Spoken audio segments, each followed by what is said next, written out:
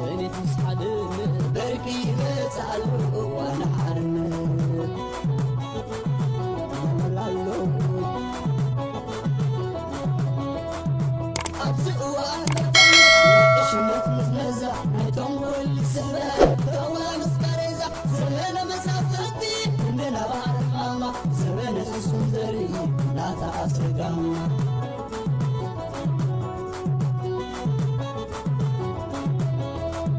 زمن يهودا بالتعبيد نقوليا درباب وانجب ومسلم خياري صبرتا وهاي سنة تسحدن بركي بتعلو وانا حرن بركي بتعلو وانا حرن قدي حلفان قزي مارن بركي بتعلو وانا حرن سلام زغبركم تخاتلتي مانا انفو ميديا كما يتوعلو نلوم حموس على 14 ورحم مشتغل تشعن 26 كم تلمود زتفلاليو وانا ويان حاصر تزعباتاتن زيناتاتن حيزلكم متصلقو مكتالكم يعدم كبرات سمعتي نزا چانلنا نمعباي توم حدث زخونكم سابسكرايب كبرو توم زغبركم كا شير لايك كومنت مغباراي تحماقو ندابلكو نابتنا حج مدبات كسكركم بقدامنت زغربلكم كبرات تخاتلتي لو عنتي اب محبراو ميديا بفلاي دما اب تويتر كزرقو زوعلو كريت عبيتي زيناتات اللو اتا حدا زينا كاب وشتي سورسس ويكا منجتات استرخب زبلو كبتريو زلهم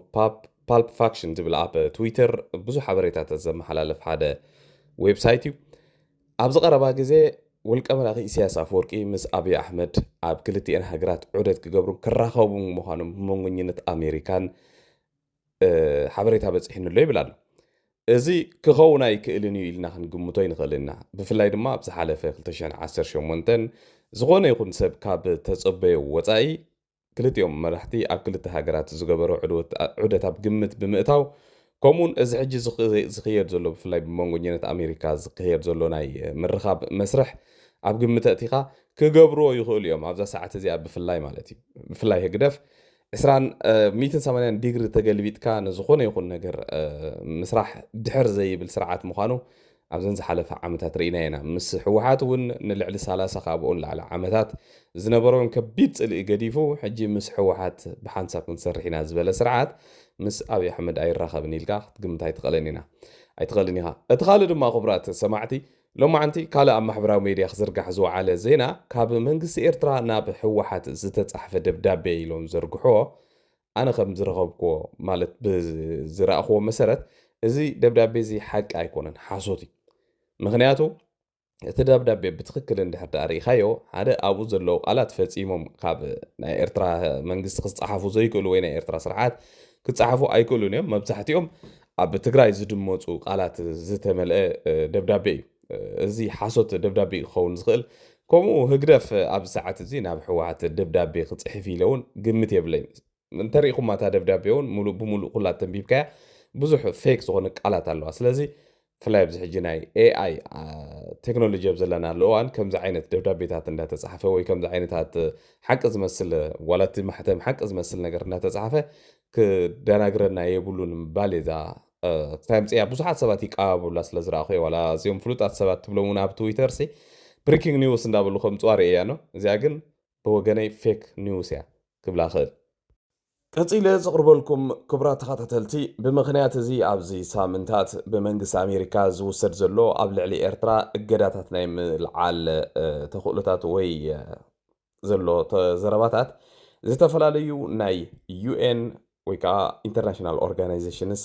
ኣብ ልዕሊ ኤርትራ ዝተወስደ ስጉምቲ ብቐሊሉ ብዘይ ዝኾነ ይኹን ኣካውንታቢሊቲ ወይ ከዓ ተሓታትነት ክልዓል የብሉን ዝብል ሓሳባት ከቕርቡ ቀኒዮም ኣለዉ ሕጂ ድማ ICG እውን ናብኦም ጆይን ገይርዎም ኣሎ ብዙሓት ካብዞም ኢንተርናሽናል ኦርጋናይዜሽንስ ብሓባር ኮይኖም ሓደ ዓብይ ስቴትመንት ኣውፅኦም ኣለዉ ማለት እዩ ሓደ ዓብይ መግለፂ እዚ መግለፂ እዚ እንታይ ዝብል ICG joins call to renew UN scrutiny on Eritrea and advance accountability for grave human rights violations زب ኤርትራ ዝተኻየደ ኣዝዩ ንምእማኑ ዝኸብድ ናይ ደቂ ሰባት ምግሃሰብ ኣብ መሰላት ተሓታትነት ከይገበርካ ወይ ንዕኡ ፍትሒ ከይረኸበ ኣብ ልዕሊ ኤርትራ ዝወርዱ ወይ ካ ዝለዓሉ እገዳታት መሊሶም ነቲ ኣብ ልዕሊ ህዝቢ ዝተፈጸመ ገበናት ዘቃላጥፉን ፍትሒ ንህዝቢ ዝኸልኡን ውሳኔታት እዮም ክብልውን ኣብቲ መግለፂታቶም ሓቢሮም ኣለዉ ዛትስዋይ ድማ ትማሊ ብየማነ ቻርሊ ናይ ኤርትራ ኢንፎርሜሽን ሚኒስተር ዝወፀ መግለፂ እንተሪኢኹሞ ኣብ ልዕሊ ዩኤንኤችሲአር ካልኦት ዝተፈላለዩ ናይ ኢንተርናሽናል ኦርጋናይዜሽንስ ንኤርትራ ሽማ የፅልምዋ ኣለዉ ኢሉ መግለፂ ዘውፀ መቸም ከምቲ ትማሊ ዝበልኩኹም ስርዓተ ግደፍ ሕጂ ወያነ ኢትዮጵያ ኣብይ ኣሕመድ ኣሜሪካ ምዕራባውያን ኤውሮጳ ሕብረት ዝብሉ ብምሉኦም ን30 ልዕሊ ዓመታት ዝተጠቀሙሎም ናይ መዳናገሪ ቃላት ስለ ዝተወድኦ ኣንፈቱ ናብዞም ኢንተርናሽናል ኦርጋናይዜሽንስ ወይ ከዓ ናይ ሁማን ራይትስ ኦርጋናይዜሽንስ ከም ዝኸውን ርዱእ ነገር እዩ ፀላእቲ እንዳፈጠርካ ንህዝቢ ኤርትራ ኩሉ ግዜ ኣብ ከምዚ ዓይነት ፍርሒ ናይ ፍርሒ መንፈስን ምንባር ከም ስራሕ ዝተተሓዞ ስርዓተ ግደፍ ሕጂ ድማ ሓደሽቲ ፀላእቲ ንምድላይ ከም ትሪእዎ ዘለኹም ላዕልን ታሕትን ይብል ኣሎ ካልእ ሎማዓንቲ ኣብ ፖርቱ ሱዳን በዚ ናይ ኤርትራ ፕሮፓጋንዲስት ዝተመርሐ ፅምዶ ዝበሃል ዕብዳን ከዓ ኣብ ክካየድ ውዒሉ ኣሎ እዚ ናይ ሎማዓንቲ ዝተኻየደ ናይ ፅምዶ ኢሎም ዘካየድዎ ካብቲ ኣብ ዝሓለፈ ካርቱም ዝተኻየደ ዝፍለ ነገር የብሉን ናይ ሎሚ ቁርብ ፍልይ ዝብል ናይ ፋኖ ወኪል አንዳርጋቸው ፅጌ ዝተባህለ ኢትዮጵያዊ ካልኡን ሓደ ሶማልያዊ ሓደ ካብ ደቡብ ሱዳን ዝመፁ ኣጋይሽ ዶ ገለ ኢሎም ኣብኡ ዘብፅዎም ክልተ ሰባትን ገለ ሰለስተ ሰባት ሒዞም ኣብ መድረክ ምቕራቦም እዩ እዚ አንዳርጋቸው ፅጌ ዝበሃል ሰብ መቸም ብታሪኹ ትፈልጥዎ ኢኹም ኣብ ዝሓለፈ እዋን ናይዞም ጉንበት 7 ኣርበኞች ግንባር ዝብል ኣብ ግዜ ኢህአዴግ ንዕኦም ናቶም መራሒ ኮይኑ ኣብ ኤርትራ ከም ተቃዋሚ ክንቀሳቀስ ድሕሪ ምፅናሕ ብኤርትራ የመን ኣቢሉ ናብ ዓዲ እንግሊዝ እንዳተመልሰ ከሎ ምክንያቱ እንግሊዛዊ ዜግነቱ ኣብ የመን ብኢህአዴግ ተጨውዩ ኣብ ኢትዮጵያ ንሞት ፍርዲ ተፈሪዱ ዝነበረ እዩ ብድሕሪኡ ግን ኢህአዴግ ምስ ወደቐ ኣብይ ኣሕመድ ምሕረት ገይሩሉ ወፂኡ ኣብቲ ኣብ ልዕሊ ትግራይ ዝተኻየደ ኩናት እውን ካብቶም ከበድቲ ዝኾኑ ገበናት ንክፍፀሙ ዝለዓለ ተራ ዝተፃወተ ሰብ እዩ ብድሕሪኡ ግን ምስ ኣብይ ኣሕመድ ወይ ምስ ብልፅግና ተባኢሱ ተመሊሱ ናብ ዓዲ እንግሊዝ ናብ ሃገሩ ተመሊሱ ማለት እዩ ሕጂ ከዓ ልክዕ እዚ ሰብ እዚ ተመሊሱ ልክዕታ ብህግደፍ ትወሃቦ ዝነበረት ደሞዝ ብህግደፍ ትወሃቦ ዝነበረት ቁራስ እንጀራ ንዓ ንምርካብ ናይ ፋኖ ባንዴራ ወይ ከዓ እዚ ኣረንጓዴ ብጫ ቀይ ዝብል ልሙጥ ባንዴራ ኢሎም ዝፅውዕዎ ኣብ ኢትዮጵያ ንዑ ሒዙ ኣብ ካርቱም ኣብ ፖርት ሱዳን ተረኺቡሎ መቸም ህግደፍ ኣይስልችዎን እዩ ካብ ገለ ዝጠፈሹ ናይ ክንደይ ዓመታት ኣብ ገለ ዝነበሩ ዓበይቲ ሰባት ገለ መለ እንዳብፀ ፅምዶ ገይረ ተባሂሉ ንህዝቢ ኤርትራን ህዝቢ ትግራይን ብፍላይ ንምድንጋር ዝኸዶ ዘሎ ጉዕዞ ብጣዕሚ ዘሕዝነካ ብዙሓት ሰባት ሓቂ መሲልዎም ያ ብህግደፍ ብከምዚ ዝተኣኻኸበ ዝጠፈሹ ክንደይ ገበና ዝገበሩ ሰባት ሰላም ከምፅሉ ብጣዕሚ ዘገርም ዘሕዝንን እዩ ብዝኾነ ግን ኣብዚ ደረጃ ዝበፂሖም ኣለዉ ቀፂለ ዝቕርበልኩም ክቡራት ተኸታተልቲ ኣብ ኤርትራ ኣብ ልዕሊ ደቂ ኣንስትዮ ብፍላይ ከዓ ብወተሃደራውያን ሓለፍቲ ዝካየድ ግፍዒ ዝካየድ ዓመፅ መቸም መግለፂ ዝበሃል የብሉን እዚ ዳርጋ ነፍሲ ወከፍ ኤርትራዊት ወተሃደር ካብ ሳዋ ብፍላይ ጀሚራ ክሳብ እቲ ናይ ወተሃደር ሂወት ዝነበረት እትፈልጦን ዝኾነ ኤርትራዊ እውን ክምስክሮ ዝኽእል ሓቂ ብጣዕሚ ዘሕዝነካ ኣብ ልዕሊ ደቂ ኣንስትዮ ዝፍፀም ገበን ብፍላይ ከዓ በቶም ወተሃደራውያን ሓለፍቲ እስከ እዛ ኢንተርቪው እዚኣ ንስማዕ እያ ብቐሊሉ ብጣዕሚ ሴክሹዋሊ ሃራስ ይገብረኒ ነይሩ ማለት እዩ ኣብ ካልእ ዲፓርትመንት ነይረ ምስ ረኣየኒ መፅአ ኣብቲ ኣብ በሪኽ ቦታ ይገዝኡ በሪኽ ፐላሶ ከምዚ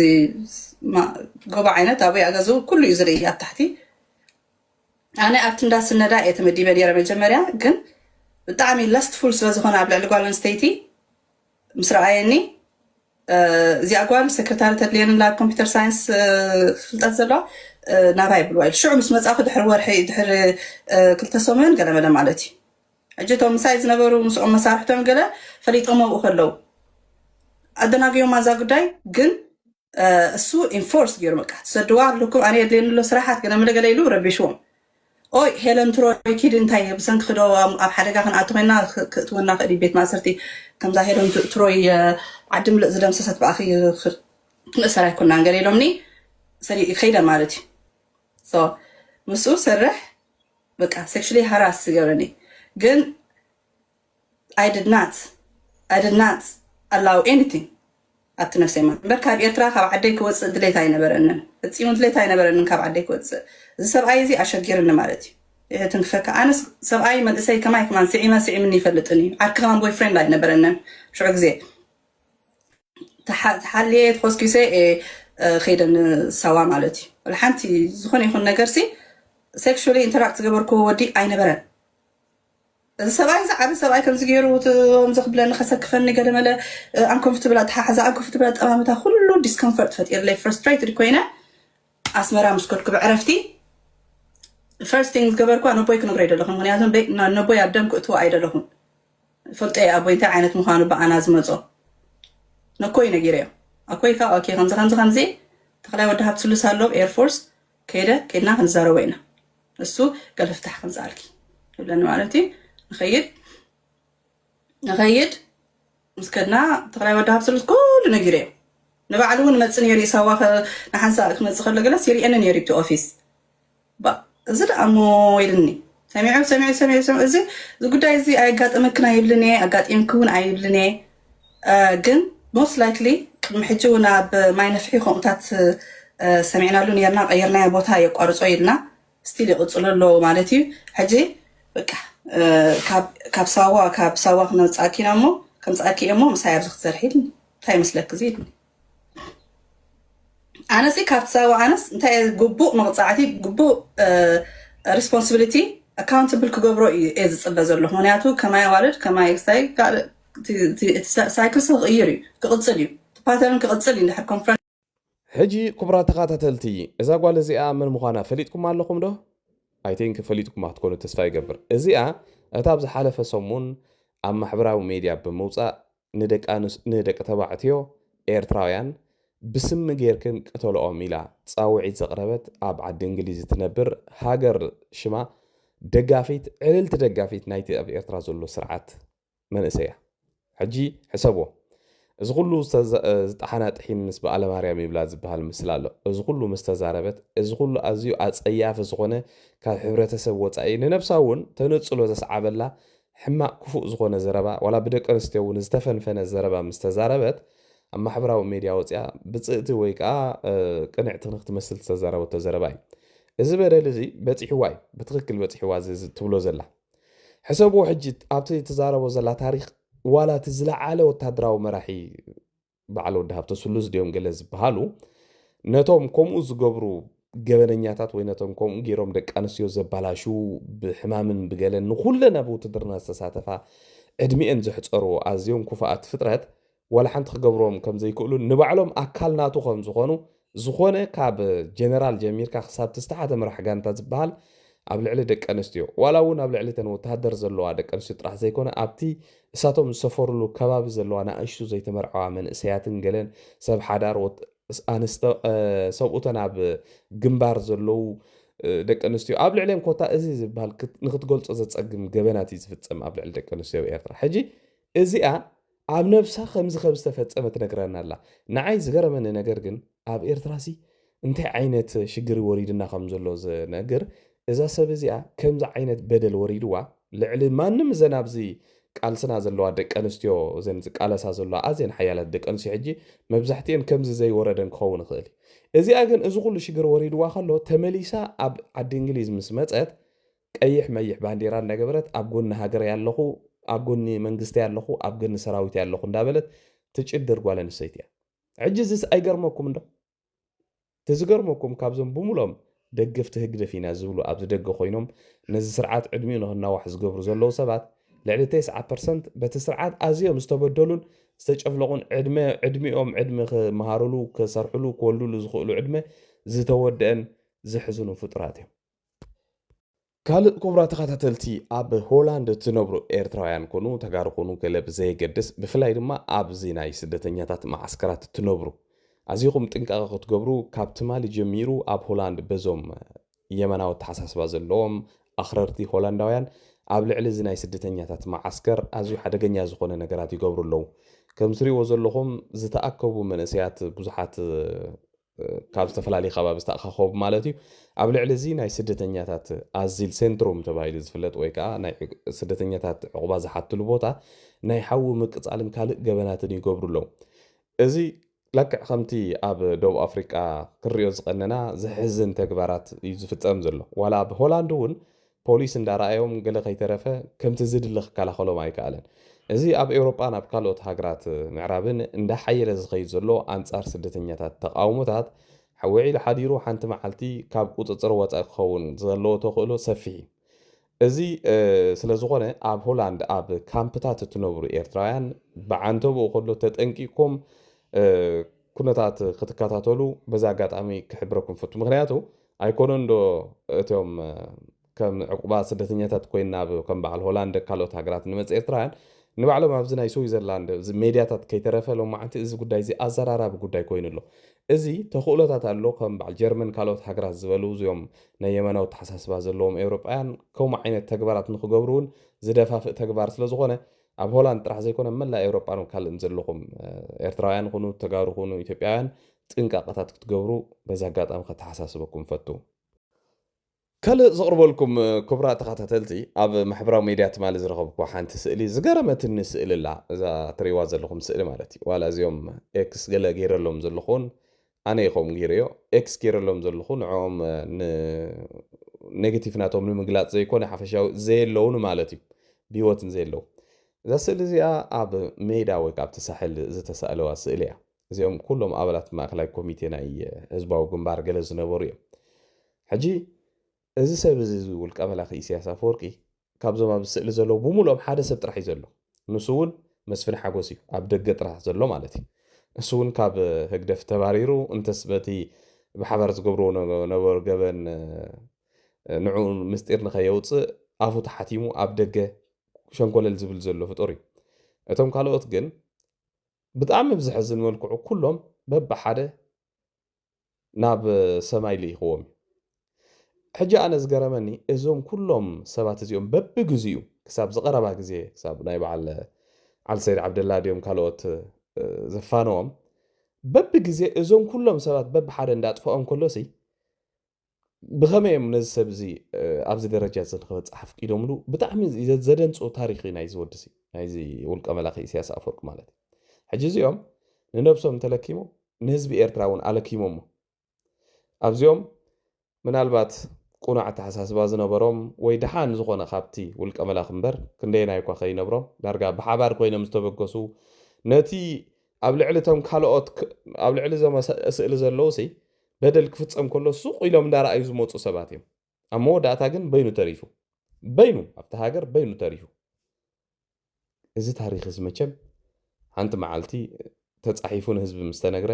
ዝገርም ዘስደምም ታሪክ እዩ